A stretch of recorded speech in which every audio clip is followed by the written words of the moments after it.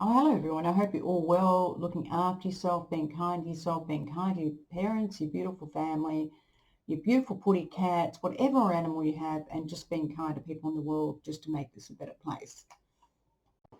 Now, today I'm going to talk about Litecoin and the Flare network. And as you know, the Flare network basically came out and said that they're going to announce plans to integrate with Litecoin, bring decentralized finance, DeFi, and smart contracts to cryptocurrency platforms. Now, interestingly enough, the Flare network is focusing on cryptocurrencies that do not have blockchain. And this could include Bitcoin, Stellar, and other platforms. So any cryptocurrencies that don't have smart contracts, the Flare network could integrate them within their network, okay? So they intend to do this around Q2. There was no exact date for this, where they're going to use an Ethereum-style smart contract smart contract with Litecoin to create interoperability, okay? Now, they may be using Avalanche as well, AVAX, because that's what they used with Ripple. And Avalanche has been doing extremely well. Avalanche got up to about $7.80 today. It has had a burst. It's been up. It's about 50% up from when I looked at it last time, around $4.50 or so. And it sounds to me they could be using Avalanche again, like they did with the XRP or Ripple's distributed ledger technology. So the Flare Token Foundation expects to give 5 billion Flare and distribute it to the Litecoin participants, okay? Now, we do know back in December, at the 12th of December, there was an allocated to XRP holders of 45.827 bill Spark tokens to the XRP holders. And that will be distributed in the first quarter and maybe early in the second quarter to all the XRP holders. Now, I want you to understand that not everyone gets their Flare straight away. It's being distributed in different legs, depending on whether you sit on Uphold or Binance or whichever exchange, whichever wallet it actually supported the Flare network drop, okay, the airdrop. So some people are a bit worried about that, but please be assured it's going in, depending on where you are, you're going to get your Flare in different, at different times, okay? Now, Flare, just to make this simple, Flare is trading on Bitrue, but it's like an IOU, or it's almost like a cash for difference contract. It's not the real Flare, but they are trading Flare on the Bitrue exchange, okay? So, as I said, it is an IOU type product, and obviously when the real Flare comes out, they'll be trading the real Flare. So you can get a price for Flare at the moment. It's roughly about 17 cents to the US dollar. And it's pretty good for something that you actually got for nothing. Now, a lot of XRP holders, I do remember, were asking me, should I take it up, should I not? And I said, of course so. Of course you should take it up, because simply, it's something for nothing. And honestly, the Flare network is a really interesting network. They're actually a derivatives platform, okay? They have staking. They are going into yield farming. They're going into DeFi. They're going to integrate other blockchains within their network. And they also have airdrops and rewards. So I think this is going to do very well in my mind, from what I've read and from what I've seen and from what I've heard, okay? So it looks pretty good. Now, that's the references there. So I always reference my work to tell you where I actually got it from. So the rationale was clearly they chose Litecoin and other similar digital assets like XRP because they didn't have smart contract platforms. And, I figure it this way, this is very exciting for Litecoin, certainly, and for Charlie Lee, the founder of Litecoin. And it does bring the possibility of DeFi ecosystems for all non-Ethereum type coins or tokens in the near future that use Ethereum's platform, which is the smart contract platform. So in some ways, you can also say that Flare is in direct competition with Ethereum and any other smart contract platform out there where that's what they do. There's a lot of smart contract platforms out there. When you look at the total cryptocurrencies that still are alive, there's 4,300, and there would be hundreds and hundreds of smart contract platforms, and they're all in competition with each other for trying to get more market share, okay? And often that's what we're seeing constantly, and we're seeing a move away from Ethereum because of the fees of Ethereum to cheaper smart contract platforms, because Ethereum's fees are so expensive when it comes to mining, and the miners cherry pick, and when the system gets busy, it cannot cope with all those transactions going through. Okay, so it's a real problem, and Ethereum is trying to go to proof of stake, but it's going to take at least a full 2 years for that. So when we see the distribution of Flare native token, they did create 100 billion. XRP holders have got roughly, as I said, 45 billion. The Flare network itself is 25. The foundation itself's got 25, and they're going to allocate 5 billion to Litecoin holders. And I think this is a great story for Flare. It's a great story for Litecoin and for XRP. Don't forget, Ripple funded the Flare network, and it's a great investment for XRP. So XRP wins as well as Litecoin, and there's going to be massive interoperability and staking. So you need Spark to actually get into the system, of course, but also initially, but then you must buy Flare, and there's going to be, trading swaps or spreads, if you want to call it that, between Flare, between obviously XRP, between USDT, I should assume, Bitcoin and everything else, okay? Now, if you go into the Bitrue exchange, you'll see that Flare at the moment is at 0.17, 13% up today, and against XRP, it's 0.59%, okay? So use that as a percent against XRP, wherever XRP is, 33 cents, or whatever it is, multiply it by 0.59, and you come up with your 0.17. Now, it did get to, back when it came on, it was over $1.3 or something. Obviously, it got sold down, and basically, we've seen a low of around 0.522 or something just on that day, but it did get to a little bit of a low. I think this should perform, this Flare token, given what they're doing with other blockchains. There's no doubt about it.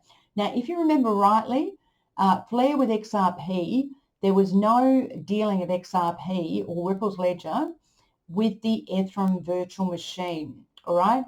It was basically Avalanche with the Ethereum virtual machine and Flare, and everything then came through to the Ripple ledger. So Ripple ledger didn't have anything to do with the Ethereum virtual machine, and this is pretty much how Litecoin is going to work, okay? Very much the same way, okay? And I'm assuming they're going to use Avalanche Network, but nothing's been spoken about that. And Avalanche Network is doing extremely well, AVAX, okay? So again, they set this up, obviously get access to the Ethereum virtual machine. I'm assuming it's going to be set up the same way.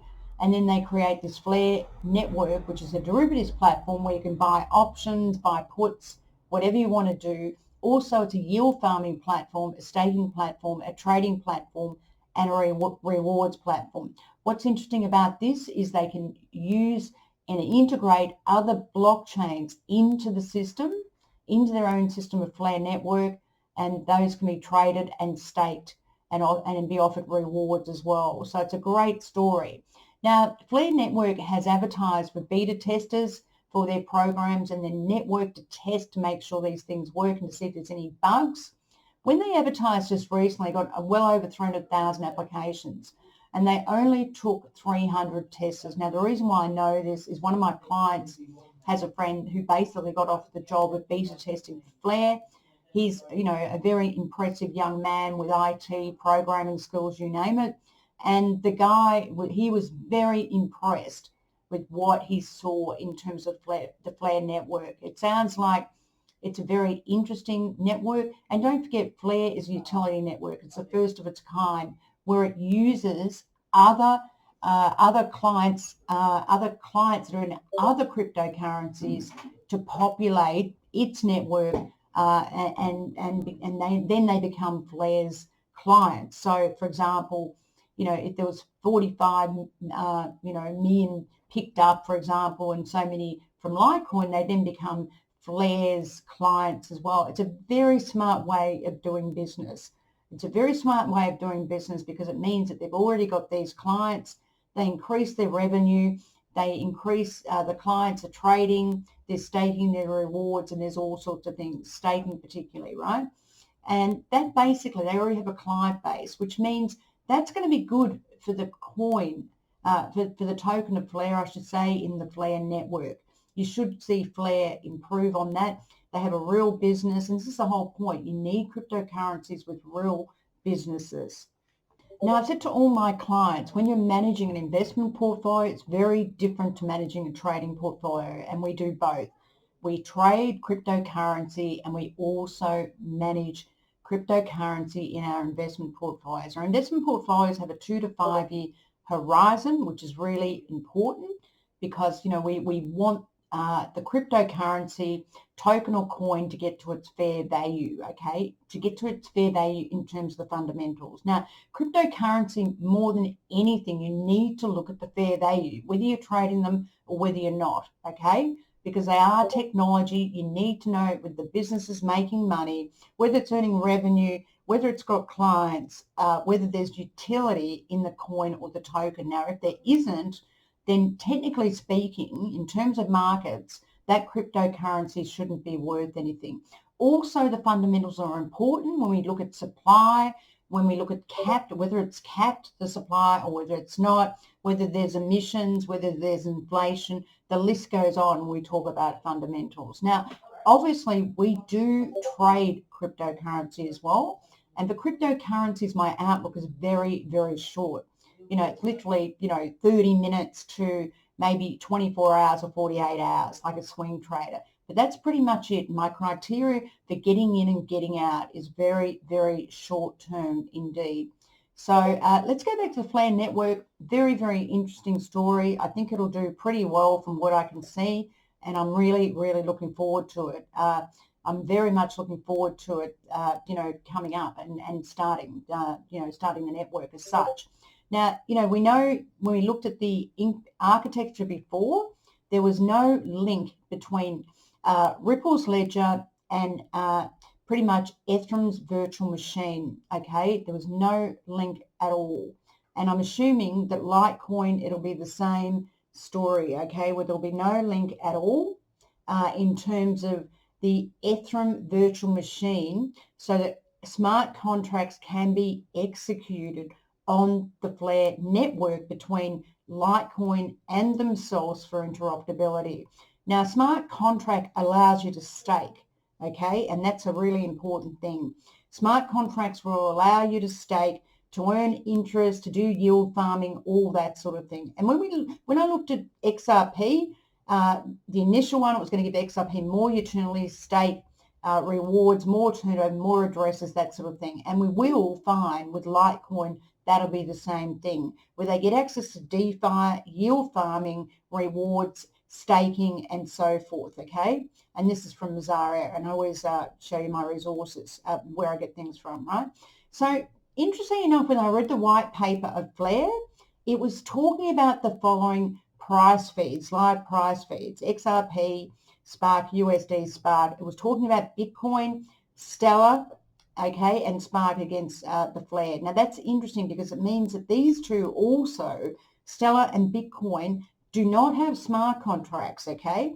And they're another blockchain that can be introduced into Flare and give Flare more clients, more usability of the token. You see what I'm saying? More revenue, more turnover. And that is great for a network or a blockchain, right? You need usability to increase revenue. Without it, you're dead in the water. A lot of these coins and tokens were issued in 2017, and most of them will go broke in the next year or two because they have no more revenue. They've run out of their ICO money. They have no real product, no beta product, no nothing, and they have no clients, okay? And that's why it's important to get educated in crypto land. Education is knowledge. Knowledge is power and knowledge is money, particularly in this game, okay? Yes, we can trade, absolutely, and we do, and we make money, but also you need fundamental knowledge of the cryptocurrency coin or token, okay? And people don't even know the difference between a coin or a token, right? A coin is on your own mainnet. You have your own blockchain mainnet. You know, a token is when you're using someone else's, like Ethereum, okay? The token is on Ethereum because it doesn't have its own technology, right? So, you know, Flair was talking about agents and originators. If you're an originator, you get paid. If you're an agent, you have to pay. And this will be the same thing for Litecoin as well, okay? I'm assuming the same story will happen. There'll be a ratio between Litecoin and the Flair network, and then you'll have to stake so much of Litecoin to get in, and you'll get paid or you won't get paid, whether you're an originator or an agent. And this makes it very interesting. So if we look at Litecoin, most of us know about Litecoin. You know, it was founded by Charlie Lee, who was ex-Google and Coinbase. This guy's a very, very smart guy, very smart guy. We call it the silver of Bitcoin, okay? But the rewards on Litecoin are better than Bitcoin. It has more supply. As we know, it is faster than Bitcoin. Apparently, it has 2.5, times the blocks. It's quicker and quicker, and and it has, obviously, it's got a supply of 84 million. It is capped, and there's decreasing issuance, and it's considered an inflationary general emission type. Now, if you don't know any of this stuff, you should get educated. Okay, I run an education, process. Courses on my Patreon. You need to get educated, and my Patreon is very, very good value. If you don't know this stuff, you need to know it, okay? Also, I run trading alerts as well. Now, if you go to the supply curve details from Azario on Litecoin, it is proof of work, so it has its own miners. It doesn't have the same miners as Bitcoin and Ethereum, and it doesn't have the clogging up of those miners like Bitcoin and Ethereum. Also, those miners that Bitcoin and Ethereum have, there's 5 large miners that come out of China. So one could arguably say that Bitcoin and Ethereum are decentralized, okay? Whereas Litecoin has their own miners. The block reward for Litecoin is 12.5 according to Mazario. So the mine, when they mine, they get 12.5 Litecoin. With Bitcoin is still at 6.25, okay? So yes, it did use the Nakamoto consensus, all right, but it is a faster blockchain, that's for sure. Now, if we look at the on-chain data of Litecoin, according to this, excuse me, it has 175 active addresses compared to Bitcoin of 1.2 million. Now, we know there's a lot of people that are buying Bitcoin, particularly institutional clients. A lot of traders are buying calls on Bitcoin, buying calls at 52,000 for the end of month, January. Now, that indicates to me that Bitcoin will go higher. Now, we know that Bitcoin has a lot of active addresses, right? Well over 1 million. Litecoin, as you can see, has 175,000 according to Mazzari, I should say. And this will increase the active addresses of Litecoin because obviously Litecoin will start to go up if you want to get these rewards, right? And this is great for Litecoin. Seriously, it is a good story for Litecoin in terms of where their coin's price is, all right? Also, it shows the Nvt ratio, which I'm not going to go into, but if you do a course of mine, you'll know what that is. According to this ratio, Litecoin is much cheaper than Bitcoin, okay? Nvt ratio for Bitcoin is 24.62, and for Litecoin, it's $5.55.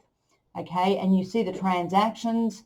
Litecoin will end up doing more transactions, and it'll be good for their network. Okay, a network needs transactions. It needs its coin used to make money. Okay, and it's just that simple. And to stay in business, all these coins and tokens are like small businesses. Okay, and that's a fact. And then you get to see the mining stats. How difficult is it to mine? So if we look at Litecoin, the all-time high has been 375.29. Also over time, it has underperformed Bitcoin, as you can see by that, about 20-odd%. And obviously it's outperformed the US dollar. And as a minimum, you want your crypto to outperform the US dollar, which has been going down for some time against the yen. And, you'd like to see it also outperform Ethereum and Bitcoin. But clearly, they're buying Bitcoin. The instos are buying Bitcoin and Ethereum at this stage, okay? So that's something important to keep in mind. Now, I do expect Litecoin to go higher in the scheme of things. I think at $1.35 or so, it's still very cheap, okay? That's my view. When you look at the risk metrics of Litecoin, the Sharpe ratio for 1 year is very good. So if we look at Litecoin, the all-time high has been 375.29. Also over time, it has underperformed Bitcoin, as you can see by that, about 20-odd%. And obviously, it's outperformed the US dollar. And as a minimum, you want your crypto to outperform the US dollar, which has been going down for some time against the yen. And, you'd like to see it also outperform Ethereum and Bitcoin. But clearly, they're buying Bitcoin. The instos are buying Bitcoin and Ethereum at this stage, okay? So that's something important to keep in mind. Now, I do expect Litecoin to go higher in the scheme of things. I think at $1.35 or so, it's still very cheap, okay? That's my view. When you look at the risk metrics of Litecoin, the Sharpe ratio for 1 year is very good. The risk to return of 1.31, a risk-adjusted return of 1.31 is reasonably good. But a risk-adjusted return on a 90-day basis of 3.59 is excellent, seriously. And that's even higher than Bitcoin over time. Bitcoin was around 3.12. There's no point looking at returns if you don't look at the risk that you've taken to get that return, right? Say, for example, you've got a return of 10%, but your drawdown risk has been 20%. Your Sharpe ratio is going to be 0.5, okay? Which is really bad. You want a Sharpe ratio over 1, but if you've got a return of 20% and your drawdown ratio has been 10%, right? It's 20 divided by 10, right? And that gives you a Sharpe ratio of 2, which is a very, very good Sharpe ratio. And this is the sort of things people should be looking at, even in trading, even investment portfolios, okay? Very, very important indeed. So if we go through, say, Bitcoin, we see that the return has been amazing. It's been incredible, and it's been incredible against the US dollar as well, okay?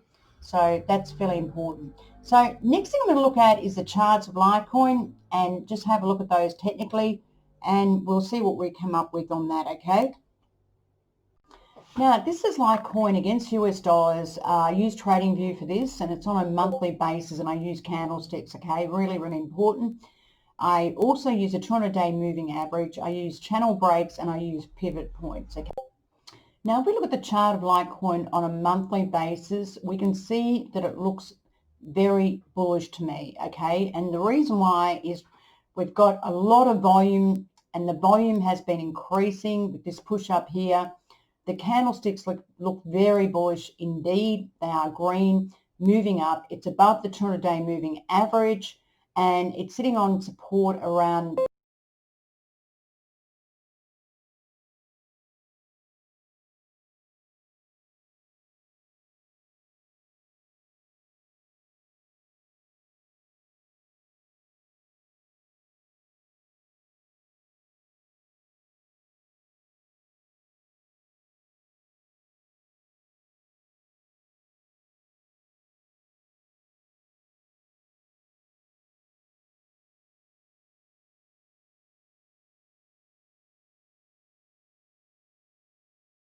or something, okay?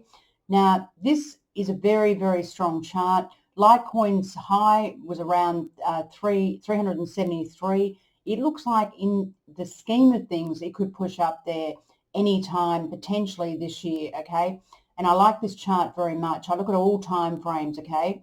Even when I'm trading shorter time frames, I look at the longer time frames as well, because it's very important to be with the trend when you're trading as well, okay?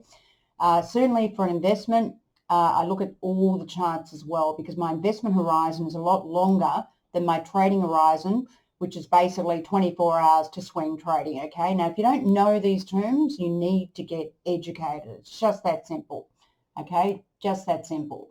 Now, if we go to the weekly on this, we see the weekly, and the weekly, we've got the 200-day moving average. I'm still in on my trade according to my trading system. We have got a red candle here. It hit literally a resistance point of here, a 174 or something. We've got a red candle, a red volume down here. It really needs to hold this level pretty much. It did come down here to around 113, something like that, and it pushed up above the moving average, okay? And it needs to hold that to go on with this clearly. If we look at the daily, and the one that I pay a lot of attention to, obviously, is the 4 hours for execution, particularly for my investment portfolio. Now, clearly, if I'm trading, my time horizon is going to be a lot shorter. So my daily is now giving me a short, and as you can see, volume is pushing this down. And, you know, the level that I pushed it down to was about 110 where it held, okay? And we need to see if this thing's going to consolidate before we get back into this thing. Very, very important indeed. If we go to 4 hours on this, again, the 4 hours is one that I look at a lot. And basically, as long as it holds this 4 hour moving average, 4 hour 200-day moving average, I'm happy with Litecoin, which means it needs to hold 122.70. Right? If it doesn't hold that, all bets are off. This thing's going to go lower before it actually goes up again, right? That's for sure in the shorter time frames. So for me, in terms of my investment portfolio, I would be looking at an entry point above 123.94 above the 200-day moving average. I wouldn't like to see it below that because that's quite bearish. All right, that's a fact, right, for my investment portfolio. Now, if I was looking at a trading portfolio, I'd go to shorter time frames. So in other words, I'd go to an hourly, just trying to consolidate, but it needs to be above the 200-day moving average to be bullish, or I'd go to a much shorter time frame, say a 30-minute or even a 1 minute, okay? That's how minuscule I can be in terms of when I'm trading, right? And trading could be, as I said, 1 minute to a swing trade of 48 hours. But overall, you know, providing the long-term charts, and what I mean by the long-term charts is the monthly, the weekly, and, you know, the weekly and the daily still look pretty good, and it doesn't break specific support areas with my pivot points, and it doesn't break my 200-day moving average, and the volume still looks good, then I'm overall still bullish Litecoin. And I think with the Flare integration, it should do quite well. Also, there's a story about Litecoin potentially integrating or hooking up with Cardano, which I think is a great story in itself. And also, Litecoin is getting a lot more usability in terms of gaming. So Litecoin looks okay to me certainly for an investment. And on the trading side, you know, it would be more of a day-to-day sort of thing. Anyway, guys and girls, I hope that helps. Please do check out my Patreon. I'll be telling you some more about that, and, you know, I'll talk to you soon. Thank you.